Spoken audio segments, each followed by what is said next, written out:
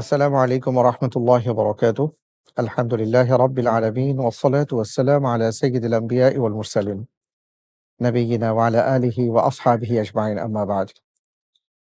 প্রিয় দর্শক, আপনাদের সবাইকে জানাচ্ছি মাহে রমজানের এই বরকতময় সময়ে অনেক অনেক প্রীতি আর শুভেচ্ছা। আমন্ত্রণ জানাচ্ছি ওয়ালটন স্মার্ট ফ্রিজ নিবেদিত তারকা কণ্ঠে আল কোরআনের এই আয়োজনে। আলহামদুলিল্লাহ, আমাদের এই আয়োজনটি রমজান জুড়েই আমরা আছি আপনাদের সাথে এবং এই আয়োজনের মাধ্যমে আমরা চেষ্টা করছি আপনাদের সাথে এমন কিছু কোরআনের পাখিকে পরিচয় করিয়ে দেবার জন্য, যারা পবিত্র কোরআনকে নিয়ে বাংলাদেশকে সমুন্নত করেছেন, মর্যাদাবান করেছেন, আন্তর্জাতিক অঙ্গনে যারা পুরস্কৃত হয়েছেন। আর তারই ধারাবাহিকতায় আমরা আজকের পর্বে যাকে আমন্ত্রণ জানিয়েছি, তিনি হচ্ছেন আমাদের বিশিষ্ট ভাই, হাফেজে কোরআন, যিনি ২০১৯ সালে সৌদি আরবে আন্তর্জাতিক হিফজুল কোরআন প্রতিযোগিতায় ২য় স্থান অধিকার করেছিলেন, হাফেজ মোহাম্মদ শিহাবুল্লাহ। আসসালামু আলাইকুম রহমতুল্লাহ। ওয়ালাইকুম আসসালাম ওয়া রাহমাতুল্লাহি ওয়া বারাকাতুহু। কেমন আছেন আপনি? আলহামদুলিল্লাহ, আপনি কেমন আছেন? আলহামদুলিল্লাহ ভালো আছি। আপনাকে অনেক অনেক মোবারকবাদ জানাচ্ছি যে আপনি আমাদের এই আয়োজনে এসছেন। শিহাবুল্লাহ, আমি একটু আগেই বলছিলাম যে আপনি ২০১৯ সালে আলহামদুলিল্লাহ সারা বিশ্ব থেকে যারা প্রত্যেকটা দেশের সবচেয়ে ভালো হাফেজ, তাদের মাঝে তো আবার প্রতিযোগিতা হয়।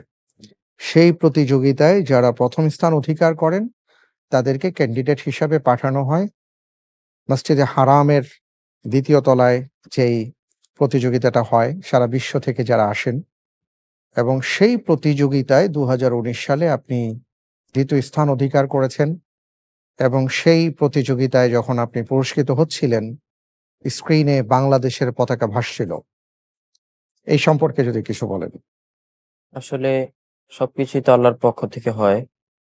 তো যখন ২০১৯ সাল মানে এই অঙ্গনে যে আমি পা রেখেছি, হিফজের এই অঙ্গনে, তো ছোট থেকে আমার এটা কল্পনায় ছিল না কখনো যে আমি একদিন আন্তর্জাতিক পর্যায়ে এই অঙ্গনে যাবো বা বিদেশে প্রতিযোগিতা করব। এই বিষয়ে কখনো আমার কল্পনাতেও ছিল না। তো বাবা-মার ইচ্ছায় আমি যাত্রাবাড়ি কারি নাজমুল হাসান সাহেব হুজুরের মাদ্রাসা তাহফিজুল কোরআন ওয়াস সুন্নাহ মাদ্রাসায় ভর্তি হই। অতঃপর এর আগেও কয়েকটি দেশে পুরস্কৃত হই। ২০১৯ সালে যখন সৌদি কোন গিয়েছি, কোন দেশে পুরস্কৃত হয়েছেন? হ্যাঁ, ২০১৮ সালের শেষের দিকে ইউরোপের কান্ট্রি ক্রোয়েশিয়ায় ৩য় স্থান অর্জন করেছি। ৩য় স্থান। ৩য় স্থান, আচ্ছা। জি। কয়টা দেশ ছিল সেখানে? সেখানে ৪৪ টা দেশ অংশগ্রহণ করেছিল। ৪৪ টা দেশ ছিল। জি। আচ্ছা। ২০১৯ সালে যখন সৌদি আরবে অংশগ্রহণ করেছি, তখন ১০৩ টি দেশ সেখানে অংশগ্রহণ করেছিল। ১০৩ টি দেশ। জি, ১০৩ টি। আসলে সবই তো আল্লাহর পক্ষ থেকে পাওয়া। যখন আমি সেখানে গেলাম প্রতিযোগিতায় অংশগ্রহণ করার জন্য, তো হুজুর আমাদের সাথে ছিলেন। তো আমাদেরকে বললেন, আসলে তখন তো ছিলাম অনেক ছোট, ২০১৯ সাল। তো আমি তো সেই সম্পর্কে কিছু ধারণা আমার ছিল না। যেহেতু এই ১ম আল্লাহর ঘরে পা রেখেছি। তো আমরা উমরা করার পরদিনই আমাদের প্রতিযোগিতার মূলত আমাদের প্রতিযোগিতাটা ছিল। আচ্ছা। পরবর্তীতে আমি ৩০ পারা গ্রুপ এবং ১৫ পারা গ্রুপ, ২ টা গ্রুপ ছিল আমাদের। ক্যাটেগরি থাকে ১৫ পারা এবং ৩০ পারা ২ টাই। আচ্ছা। সেখানে যাওয়ার পর ২ টি বাছাই হয়। বাছাই হওয়ার পর যারা উত্তীর্ণ হবে তাদেরকে আবার ফাইনাল রাউন্ডে সেখানে অংশগ্রহণ করতে হবে। তো ২ টি বাছাই দিয়ে আলহামদুলিল্লাহ ভালো করেছি। ফাইনালে উত্তীর্ণ হয়েছি আলহামদুলিল্লাহ। ফাইনালে উত্তীর্ণ হওয়ার পর যখন আমি ফাইনালে পড়ছিলাম, যে সারা বাংলাদেশ, সারা বিশ্ব আমার দিকে তাকিয়ে আছে যে কি নিয়ে আসলে আমি বাংলাদেশে ফিরবো। তো সেই দর্শকদের দিকে বাংলাদেশের মানুষকে মুখ উজ্জ্বল করার জন্য আরকি আমার মনে, মনে একটা আগ্রহ হচ্ছিল যে আমি আসলে বাংলাদেশের মানুষকে কিছু একটা দেখাতে চাই। তখন আলহামদুলিল্লাহ আল্লাহ আমাকে ভালো করার তৌফিক দিয়েছেন আলহামদুলিল্লাহ। আলহামদুলিল্লাহ। তো পরবর্তীতে যখন রেজাল্ট ঘোষণা হয়, তখন যারা ফায়েজ থাকে তাদেরকে আগেই এটা জানিয়ে দেওয়া হয় যে তুমি ফায়েজ। আচ্ছা। এতটুকু বলে দেওয়া হয়। বাকি ক্যাটেগরি কত সেটা বলা হয় না। অর্থাৎ তুমি উত্তীর্ণ হয়েছো। উত্তীর্ণ হয়েছি। জি। তো ফায়েজ যখন বলেছে তখন আমার মনে কিছুটা সান্ত্বনা যে আলহামদুলিল্লাহ। পরবর্তীতে যখন পুরস্কার ঘোষণা করা হয় তখন ২য় স্থানে আমার নামটি ডাকা হয়। আলহামদুলিল্লাহ তখন মানে তখনই মন চাচ্ছিল যে সেজদায় পড়ে সেখানে আল্লাহর কাছে শুকরিয়া আপনার আদায় করি। বয়স ছিল কত তখন? ২০১৯ সালে? তখন বয়স ছিল ১২ বছর। ১২ বছর। ১২ বছর। আপনাকে কি প্রশ্ন করা হয়েছিল মনে আছে? জি, প্রশ্ন করা হয়েছিল ৪ টা। ৪ টা প্রশ্নের ৪ টাই আলহামদুলিল্লাহ উত্তর দিতে পেরেছি। আল্লাহু আকবার। আলহামদুলিল্লাহি হামদান কাসীরা। বারাকাল্লাহু ফিক। আপনি এখন কি করছেন? বর্তমানে তাহফিজুল কোরআন ওয়াসুন্নাহ মাদ্রাসায় জালালাইন জামাতে এই বছর শেষ করছি। জালালাইনে আছেন। জি। মাশাআল্লাহ তাবারাকাল্লাহ। আপনার পরিবারে কে আছেন? পরিবারে বাবা-মা এবং ২ ভাই। আপনি কততম? ২য় তম। ২য়। মাশাআল্লাহ। ভবিষ্যতে কি হতে চান? ভবিষ্যতে সবারই তো একটাই চাওয়া যে সেটাই। আমি বড় হয়ে কোরআনের খেদমত করব। আচ্ছা। আমারও আলহামদুলিল্লাহ এটাই। আল্লাহ পাক যাতে আমাকে দ্বীনের দায়ী হিসাবে কবুল করেন। আমিন। আপনাকে যারা দেখছেন আজকে আমাদের সকল দর্শকবৃন্দ অপেক্ষা করছেন আপনার তিলাওয়াত শোনার জন্য। আমরা সবাই আপনার তিলাওয়াত শুনবো ইনশাআল্লাহ তাআলা। আপনি একটু আগে বলেছিলেন যে আপনাকে সৌদি আরবে মসজিদে হারামের ২য় তলায় যে প্রতিযোগিতাটা হয়, সেখানে ৪ টি প্রশ্ন করা হয়েছিল এবং আপনি ৪ টি প্রশ্নের উত্তর দিতে পেরেছিলেন। আলহামদুলিল্লাহ। আমি আজকে আপনার কাছে অনুরোধ জানাতে চাই যে সেই ৪ টি প্রশ্নের মধ্যে যেকোনো একটি প্রশ্নের উত্তর কি আপনি আমাদেরকে তেলাওয়াতের মাধ্যমে শোনাতে পারেন কিনা? أعوذ بالله من الشيطان الرجيم.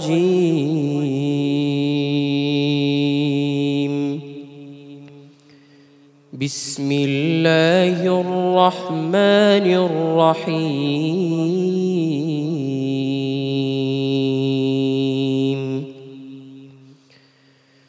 لو خرجوا فيكم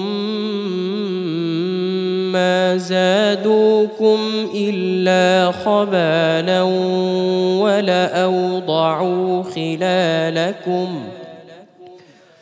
ولأوضعوا خلالكم يبغونكم الفتنة وفيكم سماعون لهم والله عليم بالظالمين.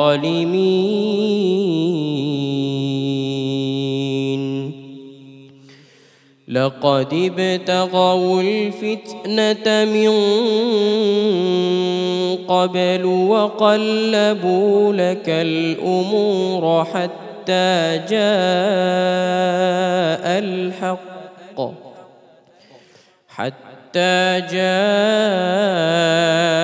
الحق وظهر أمر الله وهم كارهون. ومنهم من يقول ائذن لي ولا تفتني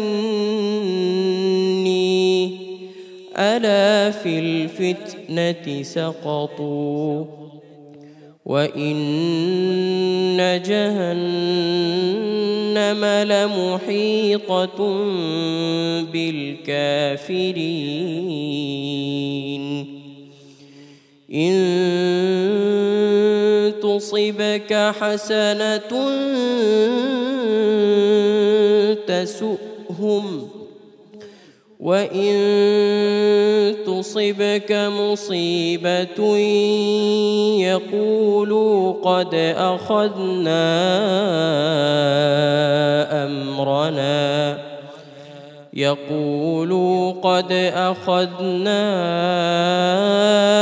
أمرنا من قبل ويتولوا وهم فرحون.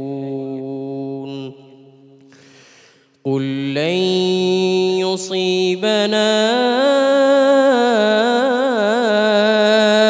إلا ما كتب الله لنا هو مولانا وعلى الله فليتوكل المؤمنون.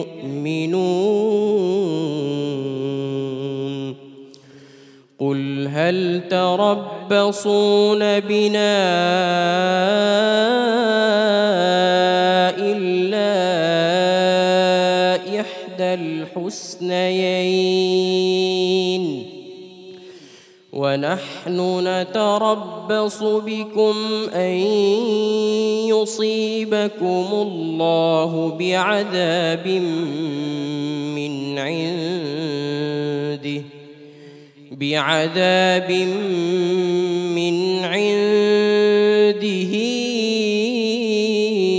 أو بأيدينا فتربصوا إنا معكم متربصون صدق الله العظيم মাশাআল্লাহ, তাবারাকাল্লাহ, হাইয়াকাল্লাহ। আপনার তিলাওয়াতের ব্যাপারে মন্তব্য করার কোনো স্পর্ধা আমার নেই।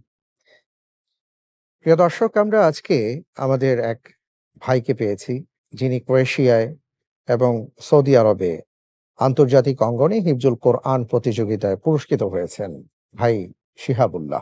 আমি আপনার ব্যক্তিগত কিছু বিষয় জানতে চাই। সেটা হলো যে, আপনার বাবা কি করেন? আমার বাবা বর্তমানে সায়দাবাদ ধলপুর রেবদোষ মসজিদে ইমাম। আচ্ছা, মাশাআল্লাহ, তাবারাকাল্লাহ। আপনারা একটি দ্বীনী পরিবার তাহলে। আল্লাহর মেহেরবানি, আল্লাহর দয়া, আল্লাহ তাআলা কবুল করুন। আমিন। ছোটবেলায় আপনি যখন মাদ্রাসায় এসছেন এবং সেই ছোটবেলা থেকে স্বাভাবিকভাবেই যারা হেফজ পড়ে থাকি আমরা, হেফজকালীন সময় অনেক কষ্ট করতে হয়। তা আপনাকে দেখে মনে হচ্ছে যে আপনি আপনার মা-বাবার খুব আদরের সন্তান ছিলেন, খুব আদরে লালিত-পালিত ছিলেন। তো সেই অবস্থা থেকে আপনি যে হেফজখানায় আপনার সময়টা কাটিয়েছেন, তখন আপনার কেমন লাগতো? আসলে একেবারে যখন ছোট ছিলাম তখন নার্সারি ক্লাস 1 এতটুকু পড়ার পর যখন মাদ্রাসায় গিয়েছিলাম, আসলে একটা কথা বলতে কি, আমি এই পর্যন্ত যে এসেছি তার সর্বপ্রথম ব্যক্তি যার কষ্টে তিনি হলেন আমার বাবা-মা। দ্বিতীয়ত যিনি আছেন, আসলে উস্তাদ বাবা-মা দোনোজনের কাউকেই ছোট করে দেখার কোনো মাধ্যম নাই। তো দ্বিতীয়তে যিনি আমাকে শ্রম দিয়েছেন, আমার শ্রদ্ধেয় মামা, তিনি গত জুলাইতে শহীদ হয়েছেন গুলিবিদ্ধ হয়ে। ইন্না লিল্লাহি ওয়া তো ইন্না ইলাইহি। সবার কাছে দোয়া চাই যাতে আল্লাহ ওনাকে জান্নাত নসিব করেন। আল্লাহুম্মা তো রাব্বিনা। আমার পিছনে উনি অনেক শ্রম দিয়েছেন যে হাফেজ হওয়া শুরু থেকে, একেবারে নাজেরা শুরু থেকে হাফেজ হওয়া পর্যন্ত যতটুকু কষ্ট আছে ততটুকু উনি করেছেন। তো আপনার মামা কি করতেন? আমার মামা নিজস্ব একটা মাদ্রাসা ছিল বাড্ডায়। সেখানে আমি যখন পড়েছিলাম তখন তিনি খেদমত করতেন এক মাদ্রাসার। পরবর্তীতে একটা নিজস্ব মাদ্রাসা দিয়েছেন, সেখানে মোহতামিম ছিলেন। তিনি কিভাবে শহীদ হন একটু বলবেন? আসলে আমি তো তখন মাদ্রাসায় ছিলাম যখন দেশের খারাপ অবস্থা, তখন হঠাৎ করে একদিন বিকেলে আমার কাছে আমার বাবা ফোন দিয়েছেন যে, "তোমার মামা তো অসুস্থ।" আসলে আমার অনেক প্রিয় ছিল, উনিও আমার অনেক প্রিয় ছিলেন। আমাকে অনেক আদর করতেন। তো তখন আমাকে বলেছিলেন যে, "তোমার মামা তো অসুস্থ, তুমি বাসায় আসো।" তো আচ্ছা, আমার মামা কখনো স্বাভাবিক এতটা অসুস্থ বোধ হয় নাই যে কখনো হসপিটালে যেতে হয়েছে। আল্লাহর হুকুম। তো আমার তখন মনে একটা খটকা লেগেছিল। আসলে অসুস্থ বা কি অসুস্থ যে এই কারণে আমার এত, তখন তো বাহিরে বের হওয়ার অবস্থাও নাই। তো এত কিছুর ভিতর দিয়ে আমার বাসায় যেতে হচ্ছে। পরে বাসায় যেয়ে আম্মুর কাছ থেকে শুনলাম যে মামা বাড্ডায় জুমার নামাজ আদায় করতে গিয়েছিলেন। আচ্ছা। জুমার নামাজ আদায় করে যখন বাসায় ফিরবেন তখন মিছিল হয়েছিল অনেক। মিছিলের মধ্যে পড়ে গুলিবিদ্ধ হয়ে মারা গিয়েছেন। আল্লাহু আকবার! এমন না জানি কত মানুষ, নিরীহ মানুষ জুলাই বিপ্লবে কিছু নির্যাতনকারী, কিছু জালেমদের বুলেটের আঘাতে তাদের আপনজনরা তাদেরকে হারিয়েছে। আল্লাহ তাআলা এই দেশ পরিবর্তনের প্রেক্ষাপটে যারা রক্ত দিয়েছেন তাদেরকে আল্লাহ তাআলা কবুল করুন। তাদেরকে রব্বুল আলামিন শাহাদাতের মর্যাদা দান করুন। আল্লাহুম্মা আমিন। আসলে আপনার যে তিলাওয়াত শুনেছি, এই কারণে আমাদের এখন ক্ষুধা মিটছে না। আমাদের মনে চাচ্ছে যে এই পিপাসা নিবারণের জন্য আরেকটু তিলাওয়াত আমরা শুনব। অন্য কোনো সুরে কি একটু তিলাওয়াত শোনাতে পারেন? أعوذ بالله من الشيطان الرجيم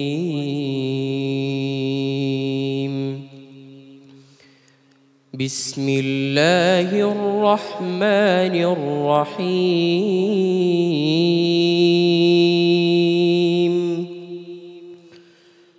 تبارك الذي جعل في السماء بروجا وجعل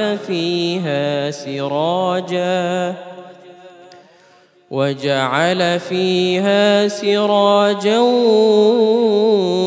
وقمرا منيرا وهو الذي جعل الليل والنهار خلفة لمن أراد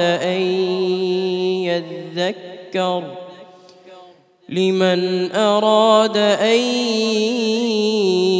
يذكر أو أراد شكورا وعباد الرحمن الذين يمشون على الأرض هونا وإذا